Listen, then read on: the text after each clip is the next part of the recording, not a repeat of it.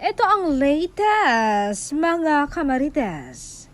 Eto na nga, wala ng pag-asa upang maibalik ang pagtitinginan ng dalawang magkasintahan.